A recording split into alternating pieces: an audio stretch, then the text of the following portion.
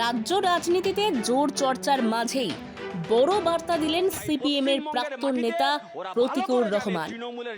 কয়েকদিন আগেই দলীয় সমস্ত পদ থেকে ইস্তফা দেওয়ার পর জল্পনা চলছিল তুঙ্গে। সেই জল্পনার অবসান ঘটিয়ে আজ আমতলায় তৃণমূল কংগ্রেসের পার্টি অফিসে আনুষ্ঠানিকভাবে তৃণমূল কংগ্রেসে যোগ দিলেন তিনি।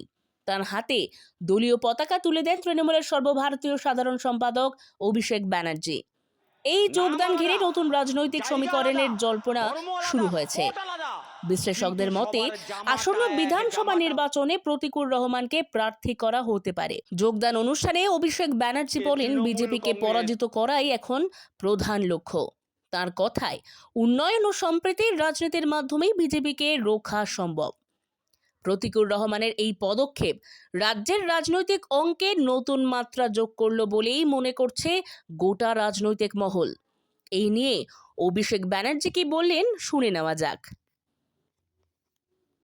প্রতীকুরের সাথে বিগত দিনেও অনেকবার কথা বলেছি, আমার বিরুদ্ধে প্রতিদ্বন্দ্বিতাও করেছিল 2024 সালে, আপনারা জানেন।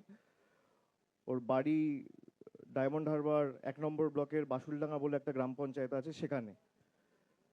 তো আমি দীর্ঘদিন ধরে ওকে দেখেছি, ওর কথা শুনেছি, সামনাসামনি আমার কোনোদিন দেখা হয়নি। এবং সিপিএম দলে যে কজন, বিশেষ করে এই প্রজন্মের যারা প্রতিনিধিরা লড়াই করছেন, আমি লড়াই করছেন কথাটা অত্যন্ত সচেতনভাবে ব্যবহার করছি। তার কারণ যেটুকু মিছিল মিটিং হয় এদেরকেই দেখা যায়, বাকি তো সিপিএম খালি টিভির পর্দায় রয়েছে আর সোশ্যাল মিডিয়ায় যত বিপ্লব। এবং পুরো ক্ষোভ বা তাদের যে আক্রমণটা, সেটা তৃণমূল কংগ্রেস, মমতা বন্দ্যোপাধ্যায় আমাকে তো করেই, কিন্তু শালীনতার একটা গণ্ডির মধ্যে থেকে কাজ করা এবং রাজনৈতিক লড়াইটা লড়া, কোনো মতে সেই শালীনতার গণ্ডি যাতে কেউ অতিক্রম না করে। আজকালকার দিনের যারা সিপিএমের প্রতিনিধিরা সোশ্যাল মিডিয়ায় বক্তব্য রাখছেন বা সমাজ মাধ্যমে বা সংবাদ মাধ্যমে যায়, তাদের অনেকের কথা আমি শুনি। ব্যক্তিগতভাবে আমি প্রতিকূলকে দেখেছি কোনোদিন তারা কোনো দলকে আক্রমণ করেনি।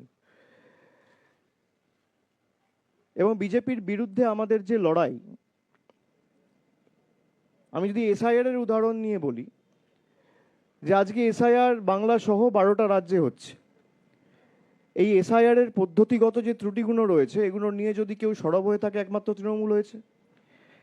গায়ের জোরে মানুষকে লাইনে দাঁড় করিয়ে জীবিত মানুষের নাম গায়ের জোরে কেটে দেওয়া, বাংলার ক্ষেত্রে নিয়ম আলাদা, বিহারের ক্ষেত্রে নিয়ম আলাদা, এই দ্বিচারিতা তো হতে পারে না। এর বিরুদ্ধে তৃণমূল কংগ্রেস যেভাবে কোর্টে, মাঠে, পার্লামেন্টের ভিতরে বাইরে লড়াই করেছে, সিপিএমও তো একটা রাজ্যে ক্ষমতায় রয়েছে। সিপিএমের এখানে অনেক নেতা রয়েছে, তাদের তো কেউ বারণ করেনি। আমাদের হাত শক্তিশালী করতে বলছি না, আপনারা পৃথকভাবে লড়ুন। কেরালায় তো তৃণমূল নেই, কেরালায় তো সিপিএম আছে, সেখানে সিপিএম নেতাদের ভূমিকা কি? আজকে যারা লেফট আইডিওলজি, বামপন্থার আদর্শ নিয়ে কথা বলে, নিজেদের বামপন্থী বলে দাবি করে, সিপিএমের আইডিওলজিটা কি? কোন আইডিওলজি বা কোন আদর্শের ভিত্তিতে বা বেসিসে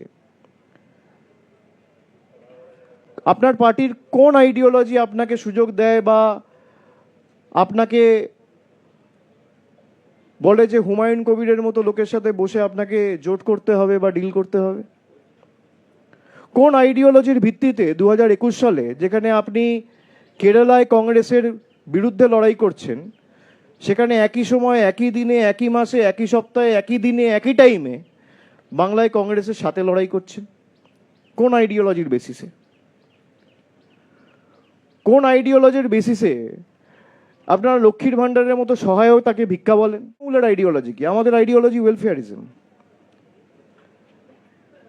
একটা প্রান্তিক মানুষকে সহযোগিতা, সাহায্যের হাত বাড়িয়ে দেওয়া, গ্রামের একদম প্রান্তিক এলাকায়ও যে দাঁড়িয়ে আছে সেও যেন পরিষেবা থেকে বঞ্চিত না হয়। নিজস্ব প্রতিবেদন, জনতার কণ্ঠ।